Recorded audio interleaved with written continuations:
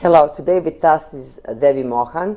She is a global ambassador of Mohanji Foundation, and she is the president of a charity called Act Foundation, and she has many roles that she is very successful playing and fulfilling all of them. And one of the roles is also wife and disciple of one of the biggest masters and spiritual leaders in 21st century in the world, Mohanji. Hello, welcome. So tell me, you have a great story. In that regard, we are similar. So before we met Mohanji, we went through meeting Patriarch Pavle. Can you tell us your experience with him? Yeah, the blessing of meeting Patriarch Pavle was unexpected. I did not ever even think about this being a possibility. And it's one of those rewards, when we offer ourselves selflessly, when we have a very noble, pure intention, and we don't know what can come out of it. So without any attachment to the result, without any expectation, we just do something from the heart. In '99, I decided to pursue my dream of higher education abroad. The only way for me to earn that money was to again get a job in UN. My first job was in Croatia, United Nations. Then after a while I tried studied in Serbia. That didn't work for me, and then I decided to again try, and I went to Macedonia, then from Macedonia to Kosovo. So I was in Kosovo in '99, literally risking my life for 1 year. And at that time, I once visited the Patriarchate of Peć, and I saw how much help they need. They actually had nobody helping them interact with the international community. There were nuns, one monk and nuns who lived there, and they don't speak English, and they hardly communicate with the KFOR, the NATO forces there, Italian, and also with whoever comes and visits the monastery. So when I saw that, I said, I just felt a calling. I should take some time off. I took 2 weeks of unpaid leave because I already spent my vacation days, and I just said I have to go and help there. So I felt a calling, and so I took my 2-week leave and I went there, and I didn't even think it was the time of Easter. So Patriarch Pavle came to the Patriarchate of Peć at that time. And since I was also there to offer the service of translation, there was a meeting that was organized with all the international community representatives like KFOR, NATO, OSCE, the State Department. All of them came. So it was like a huge meeting, a big deal. And I remember waking up that morning around 4 o'clock, and that atmosphere of the monastery and very sacred energy you can feel there. And I looked through my window, and already 4:30 or something, I could see the Patriarch Pavle seated on a bench reading something, and that aura around him, the quietness, you can just feel that he was one with everything. There's that inner settlement into the peace. There's energy that he radiated was just so beautiful. I was just, observing and feeling that. And overall, I just felt so grateful, so blessed that I could, help in this way. And then the most surprising part was the actual meeting when it happened. I covered my head, and absolutely no makeup. You have to follow certain rules. And I sat next to him, and then he asked me, where are you from, child? Odakle si ti, seko? And in that moment, so I explained that I was from Eastern Slavonia, and refugee from the war and all that. And then he had more interest to talk to me, and he asked me some other questions. And then two of us ended up chit-chatting while the other VIPs seated at the table were like, the body language was like, okay, how much time will this take? So I could, with the corner of my eye, I could see that they're getting restless. But then he's totally not bothered. He's just talking to me. He doesn't care. In that moment, he was having something important to say, and this didn't matter. It was like very deeply fulfilling moment. Like in that time, I was on top of the world, you know. And when you get that kind of attention, it's not just attention, it's being honored, you know. He was honoring the divine in me, and that's what I felt. And it was a beautiful meeting. I remember he spoke really beautifully and really represented who we are as a Serbian community in Kosovo and overall Serbian nation. Just beautiful representation. So I was just feeling so blessed. I could translate, I could be there. And that moment stayed with me, you know. And later on when I met Mohanji, I could recognize that special something. It's very difficult to put it into words, but it's just what Mohanji said later on. His goal was to transform people through his presence. So when you have that kind of aura and that kind of presence, even if you say nothing, you just sit there and you radiate that energy. It's already more than enough. Absolutely, you know, because we do influence each other when we sit next to each other. There's already exchange happening. They say biotrons of our aura are already interacting.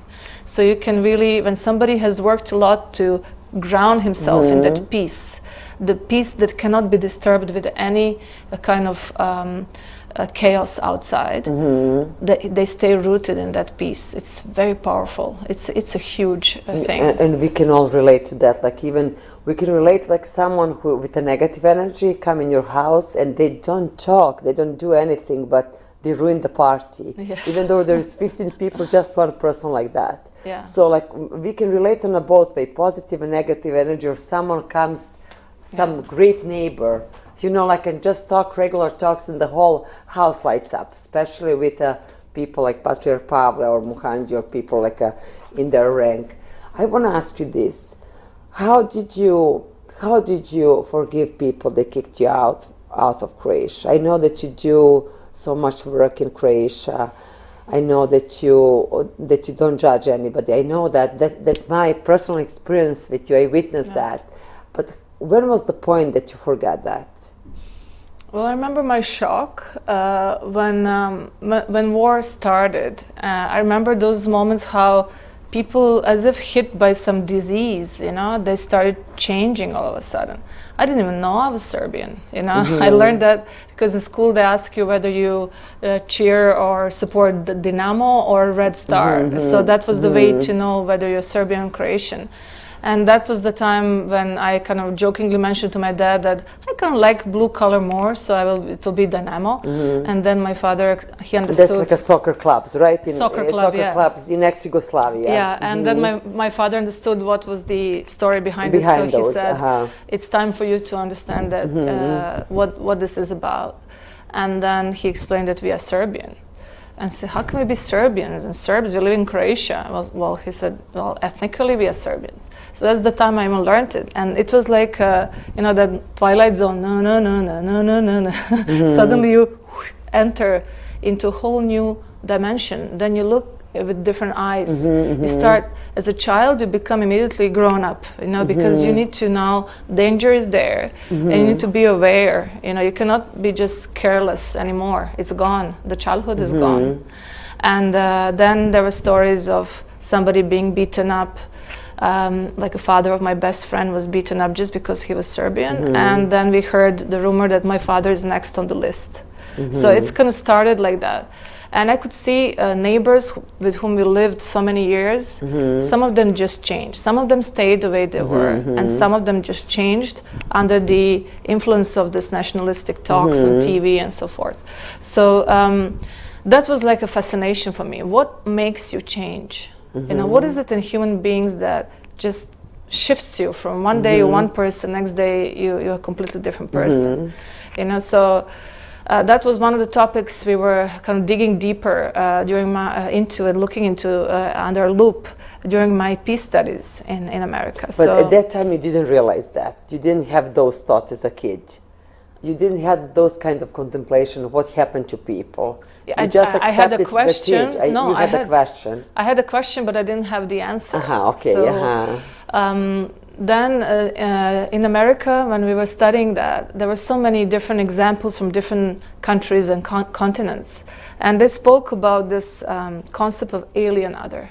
You know, there's a part of us that just draws the line and you just have this fictive line in your mind and in your heart, I do not relate to that. And no matter what, whether that person is hurt or killed in front of my eyes, the wall is there. So it's like alien other. I do not relate, you know. So my heart is open for my family, my people, but that no, you know. So that this is it's like invisible border that's created in your heart and your mind. And this became my wish to, if I meet such people, may I be blessed to reach them. You know, I want to reach them. You know, I want to bring them back to the borderless state where it's all one heart, you know, and one love, one humanity. And we had like my husband and I, we had a similar experience when the war started in Balkans. We were collecting money for kids in Serbia, in this region. So someone asked us, okay, so are you gonna like give this money for surgeries for Serbian kids or also for kids, Croatian, Bosnians there in Serbia? And you're like, oh my God, you know, and you have that realization, am I supposed to choose anything now? You know, we are in a war, you know, are they doing that to Serbian kids in Croatia? And I always think those moments, they're hard in life. It's such a great chance for us to see who we really are, and if we're gonna step up and play a bigger role. Yes. But like, to be honest, we were thinking like for maybe 1 hour, like what we're supposed to do, because you're angry, you're hurt, because you, as a Serbian, you're getting news that everybody's killing Serbian, Croatians are getting news everybody's killing Croatians. So you're taking the side of your people, of your family. And then we decided we cannot be those people. I don't want to live my life like that. We're going to help any kids, we don't care. Yeah. So it's a great experience that really can change us in a positive direction or negative. But still today, and I know Balkans we are not the worst. There is like every single country, usually on this planet, that they have inside of their region, nationality, religion, race, they're kind of don't liking and accepting each other. But here, I see it and you see it and everybody sees it. It's like a mantra. We cannot like move forward. Every generation ends up in war. We don't want that for our kids. We didn't want that experience, my generation, in this life. How we can change that mantra? How we can change that we're constantly saying, I am right, you're wrong, I was hurt more. You know, like, yes, we were bad, but you were like a bad even more than me. What is your advice? Living with someone who is like that master, meeting all those people as ambassador through all over the world. I know you're participating in a peace, unity conferences through the world. What is your advice? How we can, what we should do to change that? Yeah, if we have a scar from the past, we don't need to pretend it's not there. Okay. You know, we are proud of our scars because they made us who we are. They made us learn more. You know, they made us grow in awareness. They gave us wisdom. So our scars should not be patched and hidden, and we should not be ashamed of them, and we should not be obsessed by fear of not getting new scars. You know, it's about moving on, moving forward in realizing higher truths. So if we want to live in peace, you know, we can't keep going back, maintaining the cycle of violence again and again. It's a moment when you have to step up and take responsibility. And you know, there's one group of people who will always blame. Somebody is always in charge of their misery. Somebody was guilty. You know, it's always finger pointing at somebody. And then there are those people who said, enough is enough. I'm gonna not, whatever happened, I accept, and I move on. And it ends with me.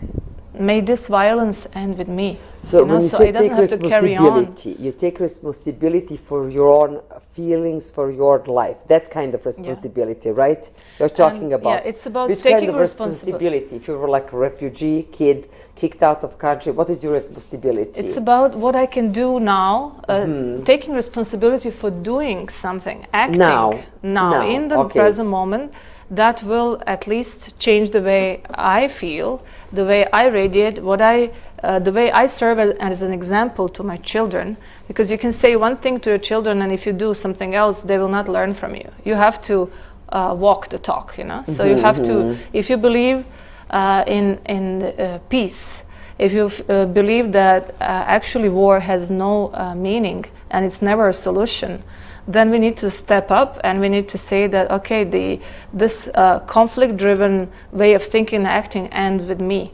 I take this responsibility. Okay, so like I don't want my sons, like I don't want my kids to go to any war. Yes. Like I don't care which kind of war, I don't want that. What I'm supposed to do it, how I'm supposed to move forward, how I can, even though I think Kosovo belongs to Serbia, Albanians think Kosovo belongs to Albania. Okay, so what now? How I'm supposed to make that unity? How I'm supposed to talk to them? What is my next step? So discover the beauty, the uniting power of social service. You know, we can serve each other beyond the boundaries of religion and nationality and so forth. There's always people who need help on both sides.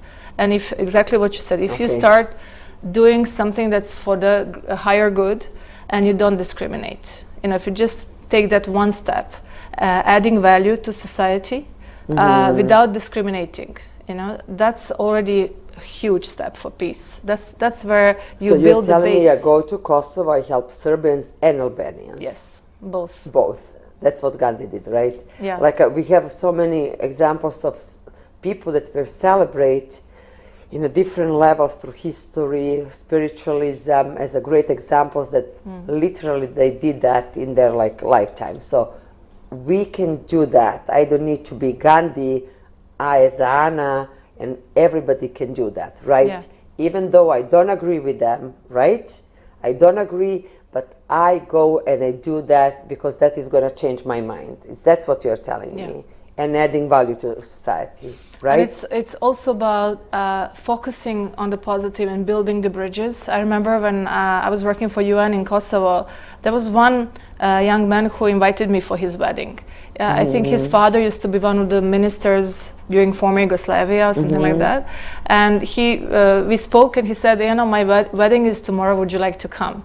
So me being literally like the only Serbian there, I knew that I was going to attract attention. I was kind of trying to be a bit away from everything because it was quite dangerous for me. But I came with another American friend, and when we walked in, he greeted me in Serbian, you know, welcome, and many heads turned. I could see one man with like a leg missing on crutches. And his eyes were just full of hatred. You know, the moment Serbian language was spoken, he looked, you know, and there were quite many eyes on me at that moment. And then the next thing that happened, they started dancing. I used to dance in folklore, so I quite love dancing, even salsa and everything. Yeah, you're a great dancer. I saw you.